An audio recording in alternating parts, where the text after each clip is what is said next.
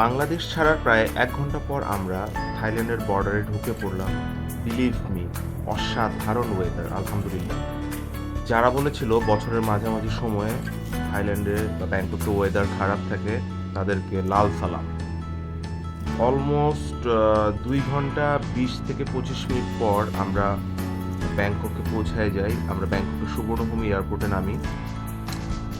এখন ফার্স্ট কাজ হচ্ছে আমাদের মানি এক্সচেঞ্জ। মানি এক্সচেঞ্জের জন্য আমি অলরেডি ঢাকাতেই ডলারের পাশাপাশি কিছু বাথ করে রাখছিলাম। রেমিটেন্সের জন্য বিশাল ধরা খাইছি। দেশে কোটা আন্দোলনের জন্য আমার পার ডলার পড়ছিল ১২৬ টাকার মতো করে। এখন হচ্ছে সিম কেনার পালা। আমি ২৯৯ টাকায় ১৫ জিবি ৮ দিনের জন্য একটা 5G সিম নিলাম। My Pixel is no longer a 5G virgin. এখন যেটা হলো, বাকি ডলারগুলোও ভেঙে ফেলা দরকার। ডলারের রেটটা খুব একটা ভালো দেখাচ্ছে না, তারপরে আমি $200 ভেঙে ফেললাম। এখন আমাদের পালা হচ্ছে নেক্সট এয়ারপোর্টে যাওয়ার জন্য। আমরা সুবর্ণভূমি এয়ারপোর্ট ছেড়ে ডন মুয়েন এয়ারপোর্টের দিকে রওনা দিয়েছি। সুবর্ণভূমি এয়ারপোর্টের ইমিগ্রেশনে আমরা ফার্স্ট জানতে পারলাম যে আমাদের যে ডোমেস্টিক ফ্লাইটটা সেটা অ্যাকচুয়ালি সুবর্ণভূমি এয়ারপোর্ট থেকে না, সেটা ডন মুয়েন এয়ারপোর্ট থেকে, যেটা সুবর্ণভূমি এয়ারপোর্ট থেকে 50 কিলোমিটার দূরে এবং ভাড়া 750 বাদ, বাংলাদেশি টাকা অলমোস্ট 2500 টাকা।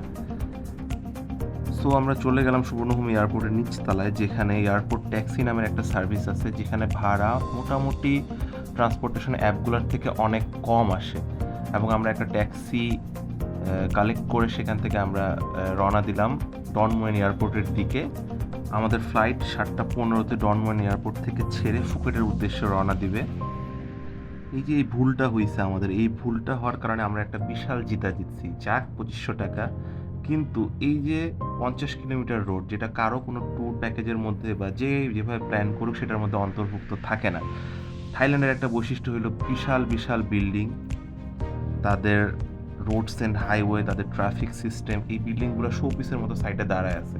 এত বড়, এত সুবিশাল, এত সুন্দর চকচক রাস্তা, সুন্দর বিল্ডিং দেখে মাইন্ড ব্লোয়িং। এবং বিন্দুমাত্র আমরা লস হয় নাই এখন পর্যন্ত। এবং এই যে রাস্তার যেই জার্নিটা, এই জার্নিটা ভোলার মতো না, অসাধারণ। জাস্ট খালি তাকায় থাকার মতো এক একটা বিল্ডিং। এবং ওয়েদার এত সুন্দর, এত রৌদ্রাজ্জ্বল আলোকিত, মানে সব কিছু অসাধারণ লাগতেছিল। আমরা ডন মুয়েন এয়ারপোর্টে পৌঁছালাম 4টার একটু আগে পিছিয়ে এরকম একটা টাইমে। সো এখন আমাদের বোর্ডিং পাস নেওয়ার টাইম। আমরা কিছু লাঞ্চ করে নিব, দেখা যাক সামনে কি আছে। এখন আমরা কিছুক্ষণ ডন মুয়েন এয়ারপোর্টে এক্সপ্লোর করি আগে। সুবর্ণভূমি এয়ারপোর্ট সেভাবে এক্সপ্লোর করার সুযোগ পাইনি, বাট তাদের ডন মুয়েন এয়ারপোর্টে আসে যেটা দেখলাম, তাদের maximum tools AI generated, automated, যেটা মাথা নষ্ট। আমাদের এয়ার 45 মিনিট ডিলে হয়েছে, আমাদের এয়ার 8টায়। এখন আমরা কিছু লাঞ্চ করে নিব। আমরা আশপাশেই 7-11 পেয়ে গেছি, যেটা একটা কনভিনিয়েন্ট শপ। এখানে অনেক কম দামে অনেক কিছু পাওয়া যায়। আমাদের লাঞ্চ প্যাকেজ, পানি এবং কফি মিলে অলমোস্ট 200 বাতের মতো পড়ছিল, যেটা বাংলাদেশি টাকায় 600-650 মতো। এখন আমাদের টিকিট জমা দিয়ে এয়ারে বা ফ্লাইটে ওঠার সময় হয়ে গিয়েছে, 8টা বেজে যাচ্ছে। এয়ারে ঢুকে দেখলাম যে সব ফরেনার, কেউ নাই, জাস্ট আমরা দুজন বাঙালি।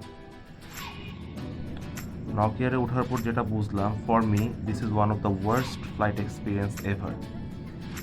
তার উপর আকাশের যে বাজে অবস্থা, যে যার ভাষায় জাস্ট ইয়ানফসি করতেছে প্লেনের ভিতর। ভাই, কি একটা হরাইবল সিচুয়েশন প্লেনের ভিতরে। আমরা 10টা 10-এর দিকে ফুকেট ইন্টারন্যাশনাল এয়ারপোর্টে পৌঁছালাম। আমাদের যাত্রা শুরু করছিলাম আমরা ঢাকা থেকে 10টা 10-এ।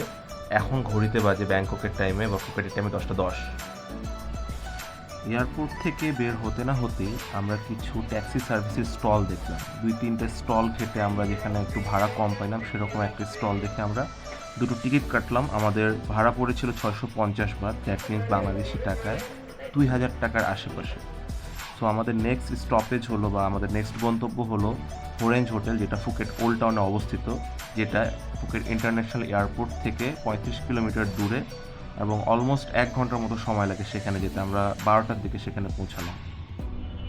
ভাবছিলাম হোটেলে ঢুকে গোসল গা দিয়ে জায়গায় একটা ঘুম দিব, বাট সাথে সাথে গ্র্যাব কল করা লাগলো। বিকজ যে হোটেলটা বুক করা ছিল আমি ভাবছিলাম 6 তারিখে, সেটা অ্যাকচুয়ালি 7 তারিখে বুক করা। আর 6 তারিখের হোটেল যেটা বুক হয়ে গেছে ভুলে, সেটা অ্যাকচুয়ালি পাতং বিচের হোটেলটা। সো আমাদের সব প্ল্যানই অলমোস্ট সফল হয়ে গেল। ফুকেট ওল্ড টাউন থেকে পাতং বিচের আমাদের হোটেলের দূরত্ব 23 কিলোমিটার। আনুমানিক রাত 1টার মধ্যে আমরা হোটেলে চেক ইন করলাম। তো এখন আর ঘুমায় লাভ নাই, আমরা বের হয়ে পড়লাম Patong beach, Bangla walking street, others যেই অ্যাট্রাকশনগুলো আছে সেই এরিয়ায় সেটা এক্সপ্লোর করার জন্য। সো সেখানে যাওয়ার জন্য আমরা একটা টুকটুক ভাড়া করলাম, ভাড়া পড়লো 200 বাত, আই মিন 600 টাকার মতো। আমরা ওখানকার কর্নটা টেস্ট করলাম, খুবই জোস। একটা বিড়ি টেস্ট করে দেখলাম, খুবই বাজে। আমরা এখন পাতং বিচের যে অংশটাতে দাঁড়ায় আছি এটাকে বলা হয় বাংলা ওয়াকিং স্ট্রিট। পুরো ব্যাংকক শহরটা যদি একটা সিন সিটি বা বাপের শহর হয়, সেখানে বাংলা ওয়াকিং স্ট্রিট হবে তার রাজধানী। সো এখানে যাবতীয় জিনিস লিগাল। সো এখানে ইলিগাল বলে কিছু নেই। মদ, গাঁজা, পাব, মেয়ে ছেলে থেকে শুরু করে everything is legal there. So এই জায়গার এই পাথওয়েটার দৈর্ঘ্য হবে 1 কিলোমিটারের কাছাকাছি, যেটা ক্রস করলে আমরা পাতং বিচের কাছাকাছি চলে যেতে পারবো।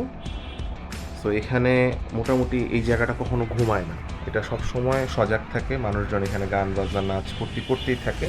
এবং তার পাশেই হইলো পাতং বিচ।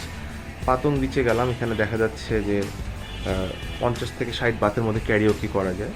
এখানে আশপাশে কিছু স্ট্রিট ফুডের দোকান আছে, সেখান থেকে আমরা একটা প্যাড থাই নিলাম এবং এটার স্বাদ ছিল বলতে গেলে অসাধারণ। 100 বাথের মধ্যে বাংলাদেশি টাকায় 300 থেকে 350 টাকা হবে, জোস ছিল।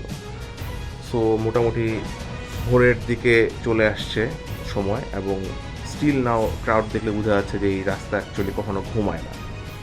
তো আমরা এখন আমাদের হোটেলে চলে যাব, আমাদের আগামীকালের গন্তব্য Phuket old town. Till then, stay tuned.